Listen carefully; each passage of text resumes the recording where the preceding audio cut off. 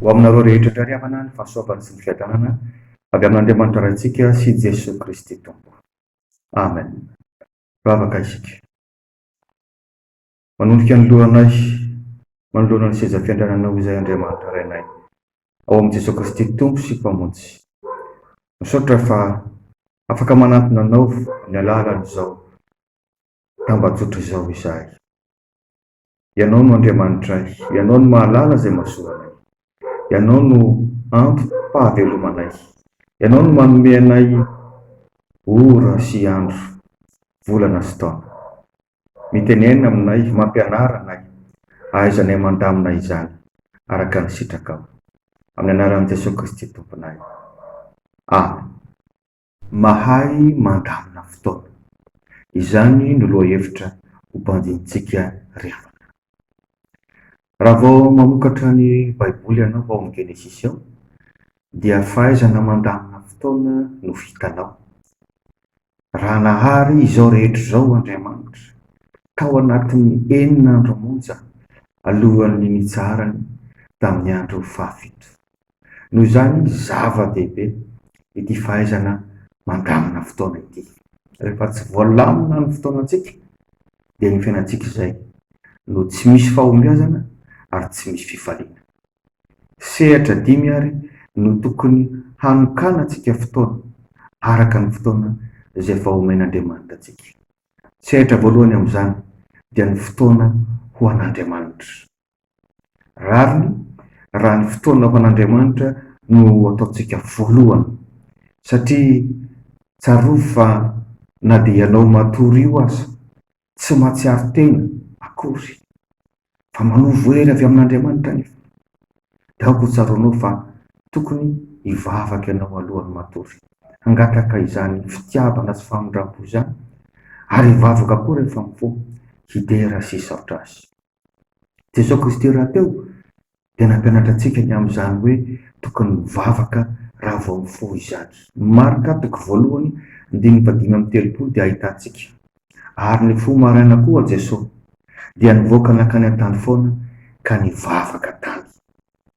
Izay ilay fotoana tokony hatokantsika ao an'Andriamanitra. Vavaka maraina. Fa zava-dehibe izany, mamolavola sady ny saintsika hiatrika ny tontolo andro. Ary mbola mafisoko hatrany ambony ny fahazarana tsara mivavaka alohan'ny matory sy vao mifoha io, aza tonoina ny fotoana manokana izay ionanao amin'Andriamanitra, hitondranao izay mavesatra, angatahanao tolotsaina avy any aminy, araka ny teny fampanantenana hanome sainanao sy hampianatranao izay lalakalehanao. Aza tonoina izay fotoana tokony hatokanao ho an'Andriamanitra izay. Sehatra faharoa tokony hanokananao fotoana dia ny fotoana ho an'ny ankohonana. Rariny raha ambara aorian'Andriamanitra ny ankohonana, satria tsy nivoaka tamin'ny vato aman-kazo ianao. Raha tsy tao dada sy neny nikarakara na volavolanao. Ary koa ny fitenin'ny tao izay hoe raha nisakana ireo zokonao ireo dia tsy ary ianao. Zava-dehibe io fanokanana fotoana miaraka amin'ny ankohonana nomen'Andriamanitra anao io. Timoty 1:5-9 dia milaza mazava, raha misy tsy mahakarakara ny havany indrindra fa ny ankohonany dia efa nandany finoana izy, ka ratsy kokoa noho ny tsim-pino.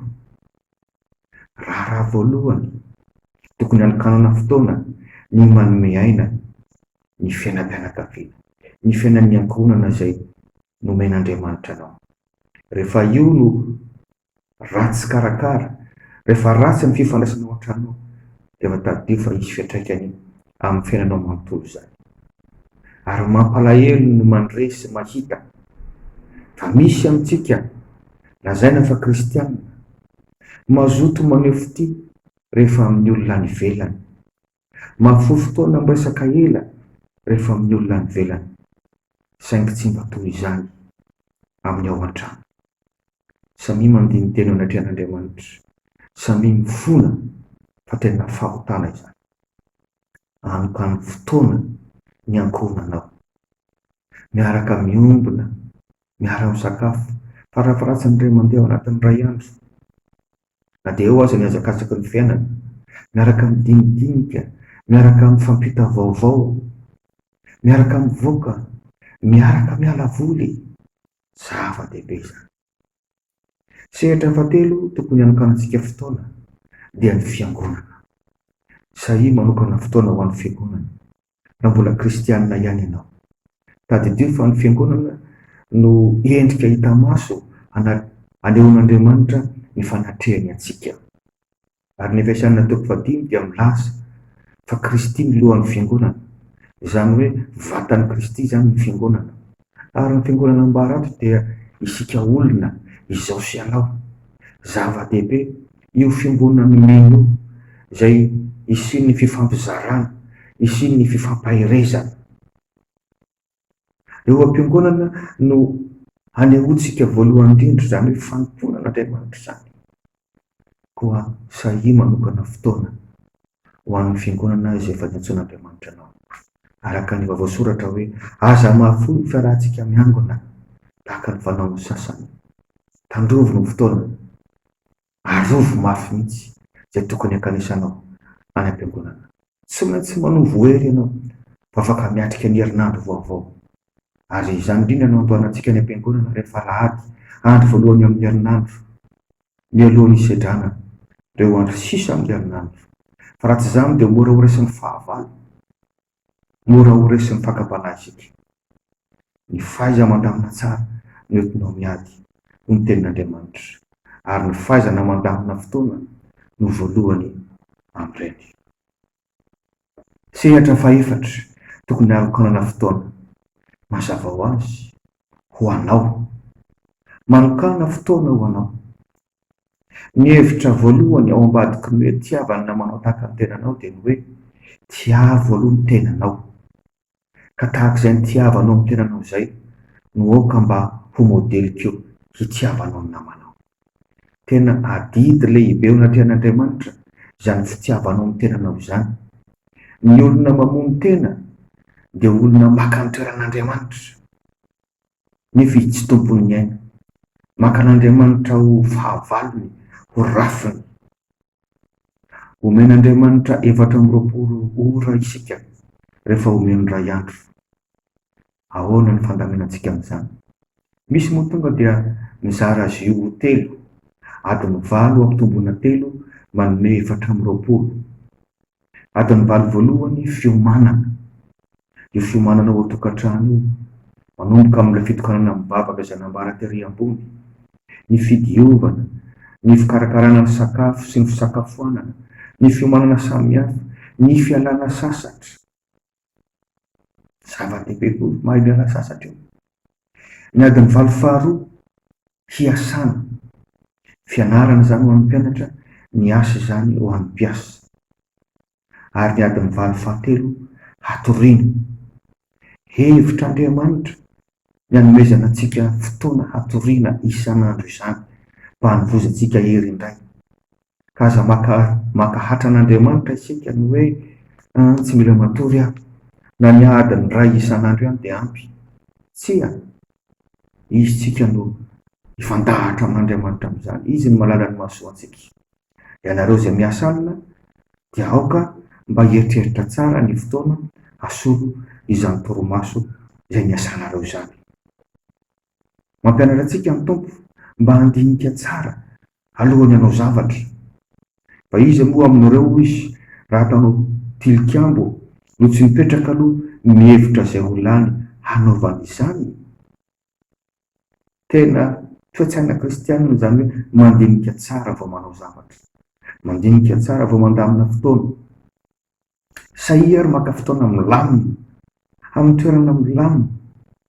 Io ilay ao anatin'ilay adiny 8 voalohany nambara teo, izay fiomanana. Mipetraha mihitsy dia mandraisa penina sy taratasy na fitaovana firaketana.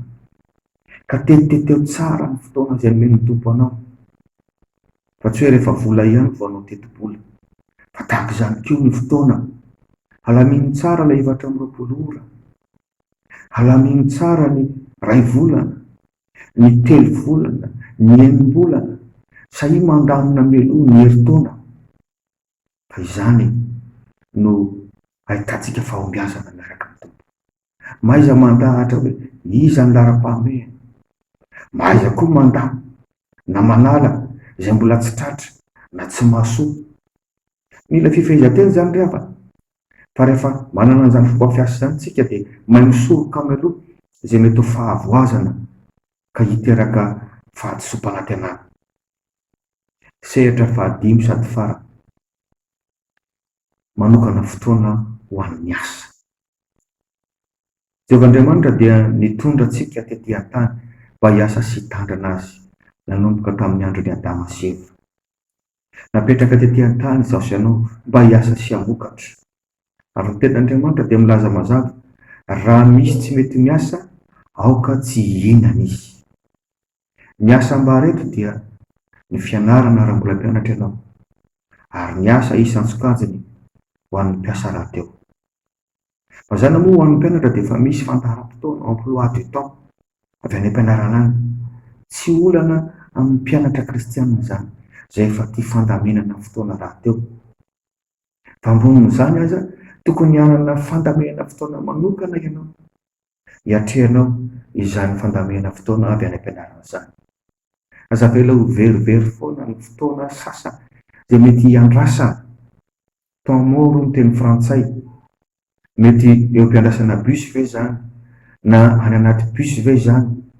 Avoa ilay fitona lesona izay fanomaninao mba ho vakiana. Avoa ilay raiki-poy mba hianarana sy haverimberina tsara. Ho an'ny mpiasa ambony izay efa napetraka, izay efa nomeny toeram-piasana anao, inona ny fandaminana fotoana hiatrehanao an'izany. Fa ny fahaizana mandamina fotoana no ataonao vokatra tsara. Ahatonga anao tsy mba tara, fa ny olona tara fotoana lavo zany tsy ahita vokatra tsara ary tsy ahazo fisondrotana rahateo. Ry havana, zava-dehibe ny fahaizana mandamina fotoana. Ho avy tsy ho ela ny tompo, resaka fotoana koa izany. Hitsara antsika araka izay nampiasantsika ny fotoana no omena antsika. Eo ny voalaza eo amin'ny Kolosianina 4:1-5. Mandehana amin'ny fahendrena amin'izay ao ivelany ka hararaoty ny andro azo anaovantsika. Amen.